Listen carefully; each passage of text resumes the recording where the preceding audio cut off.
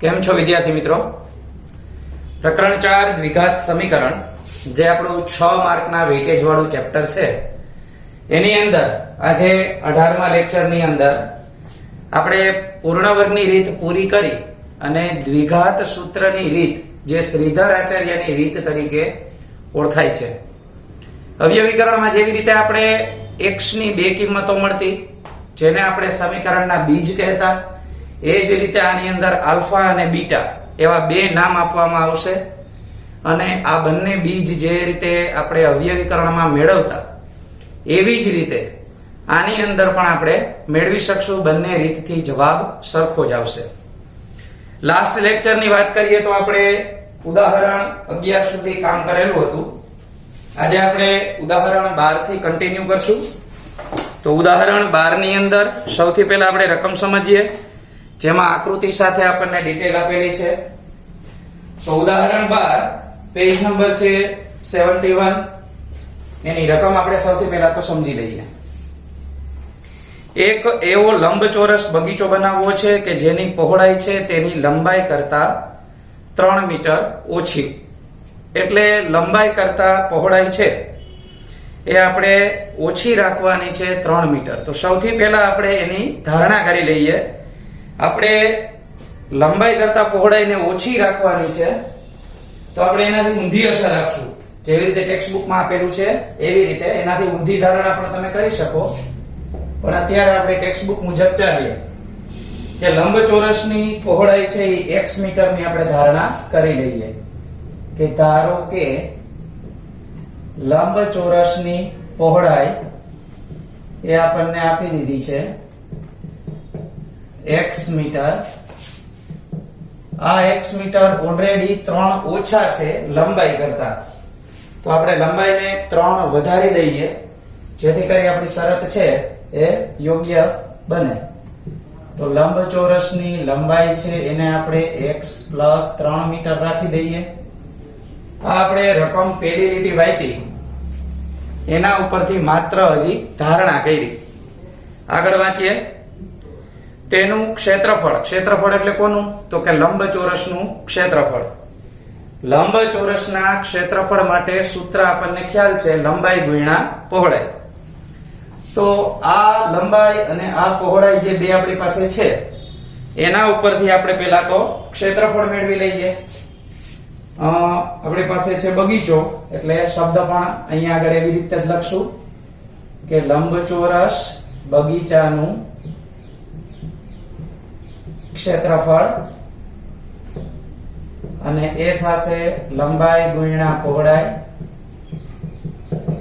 લંબાઈ આપણી પાસે છે x + 3 અને એને ગુણ્યા પહોળાઈ છે એટલે x ને આપણે આગળ લખશું. આનો ગુણાકાર કરવાથી આપણને મળે x² + 3x અને ક્ષેત્રફળ છે એટલે પાછળ લખશું આપણે મીટર². વળી વિધાનમાં આગળ વધીએ. રકમમાં તેનું ક્ષેત્રફળ જે આપણે મેળવી લીધું, જેનો પાયો લંબચોરસ બગીચાની પહોળાઈ જેટલો હોય અને વેધ 12 મીટર હોય તેવા પહેલેથી બનેલા સમદ્વિભુજ ત્રિકોણાકાર બગીચાના ક્ષેત્રફળ કરતા 4 મીટર² વધુ હોય તો લંબચોરસ બગીચાની લંબાઈ અને પહોળાઈ શોધો. તો અહીંયા આગળ હવે લંબચોરસને એક બાજુ રાખી અને આપણે સમદ્વિબાજુ ત્રિકોણની વાત કરવાની છે. સમદ્વિબાજુ ત્રિકોણનું ક્ષેત્રફળ આપણે જોઈએ તો એને આપી દીધું છે શબ્દમાં. એક તો પાયો અને વેધ એવા બે શબ્દ આની અંદર આવ્યા. તો 1/2 ગુણ્યા પાયો ગુણ્યા વેધ આવું આપણે ત્રિકોણનું ક્ષેત્રફળ જાણીએ છીએ સૂત્ર. તો એના ઉપરથી સમદ્વિબાજુ ત્રિકોણ માટે પહેલા આપણે લખીએ. આ લંબચોરસનું કામ અહીંયા થોડી વાર સ્ટોપ રાખીએ. સમદ્વિબાજુ ત્રિકોણ માટે તો ટેક્સ્ટ બુકમાં જ આપણને કીધું છે કે એનો પાયો કેટલો છે તો કે x મીટર છે. આકૃતિ એમાં તમને આપેલી છે એટલે અહીંયા આપણે દોરતા નથી. અને એનો વેધ છે એ આંકડાકીય માહિતીમાં આપી દીધો છે. એ આપણને આપી દીધો છે ઊભી લીટીમાં 12 મીટર. તો પાયો અને વેધ બંને આપણી પાસે હોય તો આપણે એનું ક્ષેત્રફળ આ રીતે મેળવી શકીએ સમદ્વિબાજુ ત્રિકોણનું કે ક્ષેત્રફળ બરાબર 1/2 ગુણ્યા પાયો એને ગુણ્યા વેધ. હવે આ મુજબ જોઈએ આપણે તો એની અંદર કિંમત મૂકીએ તો પાયો અને વેધ આપણી પાસે x અને 12 આપેલા છે. આ પાયો એટલે x મીટર, વેધ એટલે 12 મીટર, છેદ અહીંયા આગળ ઉડાડીએ તો આપણને મળે 6x મીટર સ્ક્વેર.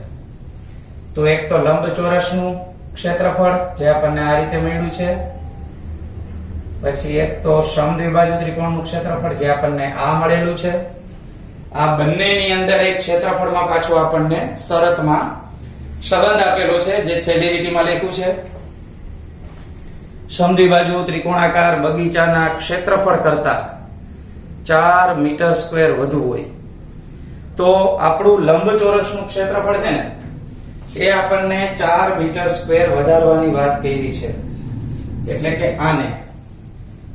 આના કરતા આ ઓલરેડી 4 મીટર સ્ક્વેર વધારે છે.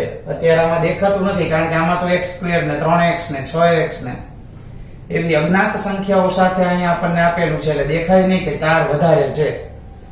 પણ આપણે આની સંખ્યાત્મક મૂલ્ય મુજબ વિચારીએ તો આ ઓલરેડી 4 મીટર સ્ક્વેર વધારે છે.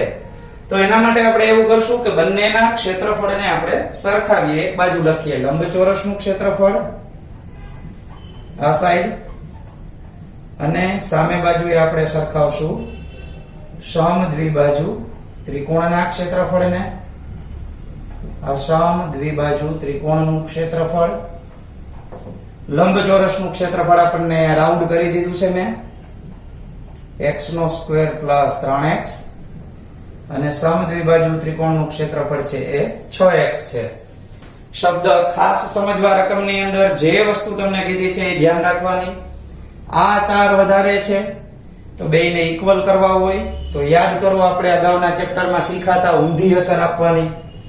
આ 4 વધારે હોય તો આમાં +4 નહીં કરવાના, આને +4 કરવાના. તો આપણે હવે આ બંનેને સરખાવી દીધા કારણ કે વચ્ચે બરાબરની નિશાની આપણે મૂકેલી છે. તો ડિટેલમાં થોડુંક આપણે ઉદાહરણ લખ્યું છે, સૂત્રથી માંડીને કઈ રીતે થાય છે બધું. ટેક્સ્ટ બુકની જેમ આપણે સ્ટેપ અમુક થોડા કટ નથી કર્યા. હવે આને આપણે સમીકરણ સ્વરૂપે ગોઠવવા છે તો દરેકને એક બાજુ ભેગા કરી દઈએ. x નો વર્ગ વત્તા 3x ઓછા 6x ઓછા 4 બરાબર 0. અને આપણને દ્વિઘાત સમીકરણ મળશે. 6 માંથી 3 જાય તો 3x, અહીંયા ઓછા 4 બરાબર 0. દાખલો છે આપણે અવયવીકરણની રીતે કરી શકીએ. 4 ના એવા ભાગ પાડો કે 3 આવે, 4 એકા 4. પણ અવયવીકરણની રીત આપણે શીખી ગયા છીએ તો હવે બે રીત બાકી વધી. એક છે પૂર્ણ વર્ગની રીત અને એક દ્વિઘાત સૂત્રની રીત. તો આપણે જે કન્ટિન્યુ કરીએ છીએ એ પૂર્ણ વર્ગની રીત પૂરી કરી દીધી છે અને આ દ્વિઘાત સૂત્રની રીતથી આપણે ઉપયોગ કરવો છે. તો આની અંદર સૌથી પહેલા આપણે a b અને c નક્કી કરી લઈએ. ચાલો, a એટલે x વર્ગની આગળ કાંઈ ન હોય તો 1 હોય, b એટલે આવશે -3 અને c એટલે આવશે -4. તો a b અને c. હવે આપણે આની અંદર d મેળવી લઈએ તો d = b² -4ac. અહીંયા આપણે -3 નો વર્ગ કરશું, અહીંયા 4, અહીંયા a અને અહીંયા 4. 3 નો વર્ગ આપણે 9 મળશે, 4 4 16 એટલે આપણે +16 કરશું, એમાં મળે 25. 25 નું વર્ગમૂળ આપણે સૂત્રની અંદર કાઢવાનું થશે. પણ આપણે એક ટેવ એવી પડાવી હતી તમને કે જેવો d મળે એટલે તરત જ લખી નાખવાનું કે બીજ કેવા મળશે. તો લખી નાખીએ d છે એ કેવો છે 25 એટલે પૂર્ણ વર્ગ કહેવાય અને 0 કરતા મોટો પણ છે. તો આપણે લખી નાખીએ કે સમીકરણના બીજ વાસ્તવિક, સમય અને ભિન્ન મળે જો આ લીટી લખી છે એ આપણે 1 માર્કના જે સેશનની અંદર સારા માર્કે એના જવાબો લેવા છે એટલે આ વધારાની લખી છે, આમાં લખવી જરૂરી નથી, પણ એક વસ્તુ યાદ રહી જાય, મગજમાં ફિટ થઈ જાય તો એ કોઈ દી ભૂલાય નહીં, એટલે આપણે આ લીટી લખતા જઈએ છીએ. ચાલો આલ્ફાનું અને બીટાનું સૂત્ર -b -√d upon 2a, અને બીટાના સૂત્રની અંદર માત્ર નિશાનીમાં ચેન્જીસ કરશું, -b +√d upon 2a. બંનેની અંદરથી કિંમતો આપણે abc ની જે લખેલી છે એ પ્રમાણે મૂકતા જઈએ. -b એટલે 3 તો માઈનસ છે જ, અને સૂત્રમાં પણ માઈનસ છે, તો 2 વખત માઈનસ લખવાના થાય.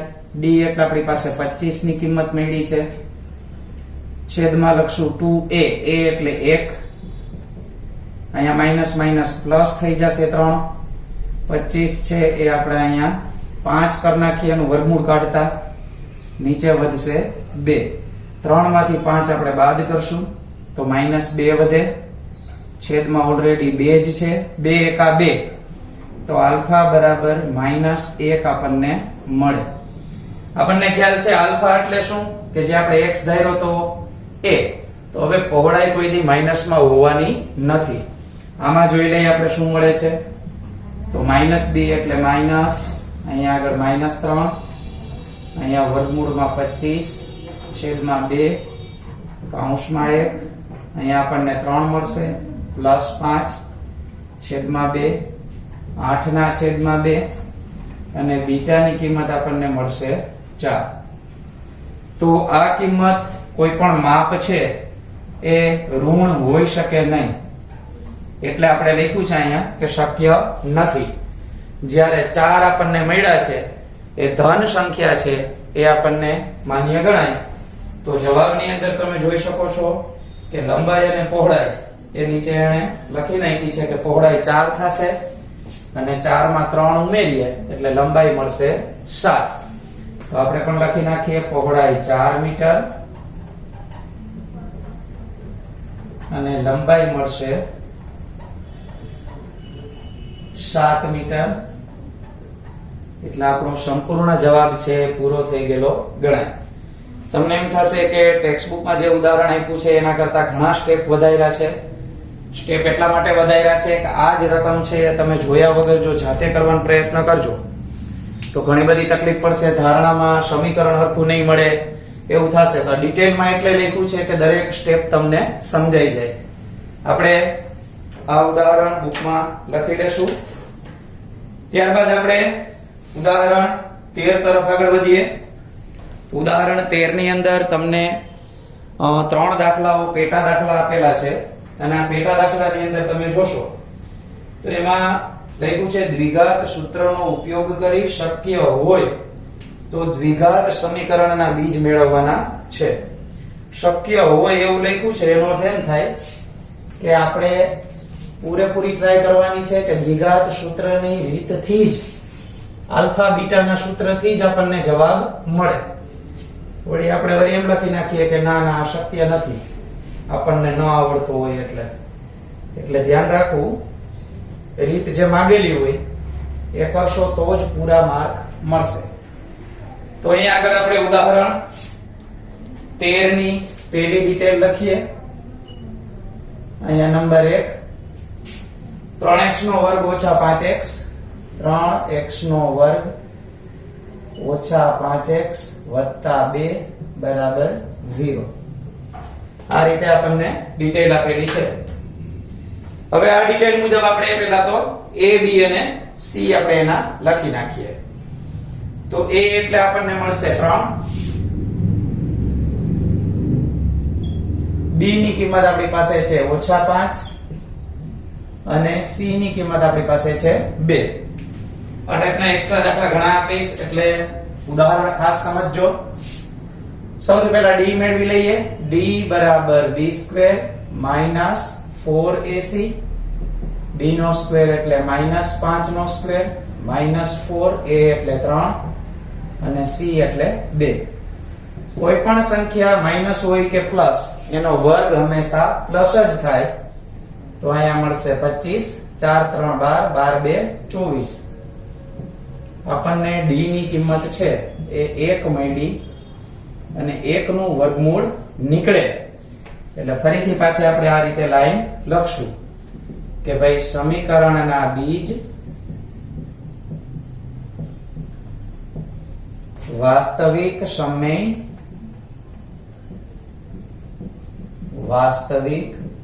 સમય અને ભિન્ન મળે. ભિન્ન એટલે અલગ અલગ મળશે. તો આલ્ફા અને બીટા નું સૂત્ર લખી નાખીએ -b -√d upon 2a અને બીટા નું સૂત્ર -b +√d upon 2a. -b એટલે આપણે ઓલરેડી 5 માઈનસ જ છે. અહીંયા d એટલે 1 છેદમાં a એટલે 3 આરે લખશું 2 ને. અહીંયા માઈનસ માઈનસ આપણને પ્લસ મળે છે અને 1 છે એનું વર્ગમૂળ 1 જ થાય. છેદમાં લખશું 6 4/6 અને પેલું બીજ આપણે જોઈએ તો 2/3 છેદ ઉડાડ્યા પછી આપણને મળે છે. બીટા ની અંદર વાત કરીએ તો બીટા ની અંદર -b એટલે -5 આપેલો છે, √d એટલે 1 છેદમાં 2a એટલે 3. અહીંયા 5 + 1 અને છેદમાં મળશે 6 6/6 અને બીટા ની કિંમત આપણને મળે 1. તો આ રીતે આલ્ફા અને બીટા બંનેના મૂલ્ય બહુ સરળતાથી આપણને મળી જાય. ત્યાર પછી આપણે 13મા ઉદાહરણમાં બીજો દાખલો આપણે જોઈએ. એક વખત આ રીતની અંદર સૂત્ર આવડી જશે પછી આ રીતે જ તમે વધારે પસંદ કરશો, કારણ કે અવયવીકરણમાં તો મોટો અંક મળે તો એના અવયવ પાડવા થોડાક અઘરા પડે. જ્યારે માત્ર એમ જ સૂચના આપી હોય કે દ્વિઘાત સમીકરણનો ઉકેલ મેળવો તો તમારે આ રીત પસંદ કરાય, કારણ કે આ રીતમાં તમને ઝડપ થશે થોડી. x² + 4x + 5. દાખલા નંબર 2 જોઈએ.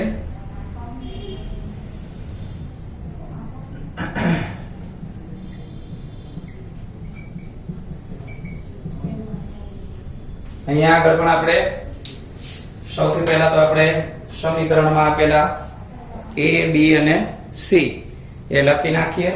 તો a એટલે મળશે 1, b એટલે 4 અને c એટલે 5. આ a, b અને c આપણને મળી ગયા. હવે આપણે સૂત્ર વિવેચકનું લખીએ તો d = b² - 4ac. b² એટલે 4 નો સ્ક્વેર, 4, a એટલે 1, c એટલે 5. અહીંયા મળશે આપણને 16. અહીંયા મળશે આપણને 4 × 5 = 20. તો આપણને મળ્યા -4. હવે આ -4 મળ્યા છે તો તમે પેજ નંબર 72 ઉપર જોઈ શકો છો કે આપણે અર્થઘટન શીખ્યા છીએ એની અંદર ખાસ એક વસ્તુ એવી શીખ્યા કે જ્યારે d તમને <0 મળે એટલે કે 0 થી નીચે માઈનસમાં મળે તો તમે આના બીજ છે એ મળશે નહીં એવી રીતે લખી શકો. તો આ રીતે લખી નાખવાનું કે અહીં d is <0 હોવાથી સમીકરણના બીજનું અસ્તિત્વ નથી અથવા તો બીજ મળે નહીં એવું પણ આપણે લખી શકીએ. પણ આ લીટી લખવી ખાસ જરૂરી છે જેથી કરી એના આગળના દાખલાની અંદર આપણે અડધો માર્ક પણ ઉડે નહીં. તો ત્યાર પછીના દાખલાઓ છે એ આપણે એક ત્રીજો દાખલો તમે જાતે કરજો, કારણ કે ત્રીજા દાખલામાં કાંઈ એટલું બધું છે નહીં. એની અંદર કિંમત આપી દીધી છે એ મુજબ તમને સમજૂતી થોડી ઘણી કહી દઉં એટલે તમને ખ્યાલ આવે. 2x² - 2x² - 2 વર્ગમૂળમાં 2x અને +1 = 0 એવી રીતે આપેલું છે. તો તમે આની અંદર a, b અને c નક્કી કરીએ. a એટલે 2 થશે, બી એટલે -2√2 થશે અને સી એટલે 1. વિવેચકની કિંમત d = b² -4ac. b² એટલે -2√2 નો સ્ક્વેર અને -4ac એટલે 2 અને 1 નો ગુણાકાર. આનો વર્ગ 4 થાય, આનો 2 નો 2 એટલે તો 4 2 8 અને અહીંયા 8 તો 0 મળે છે. તો 0 મળે તો આપણે લખવું પડે કે અહીં d = 0 હોવાથી સમીકરણના બીજ સમાન મળે. સમાન મળે એનો અર્થ એમ થાય કે આલ્ફા અને બીટા બંનેની કિંમત કેવી મળશે? સરખી. તો આ વર્ગમૂળ વાળી વિગત હતી એટલે મેં તમને કરી દીધી. આગળ ઉદાહરણ સમજાય એવું છે એટલે પૂર્ણ કરી લેવું. નેક્સ્ટ લેક્ચરમાં આપણે વધારાના દાખલાઓમાં આગળ વધશું.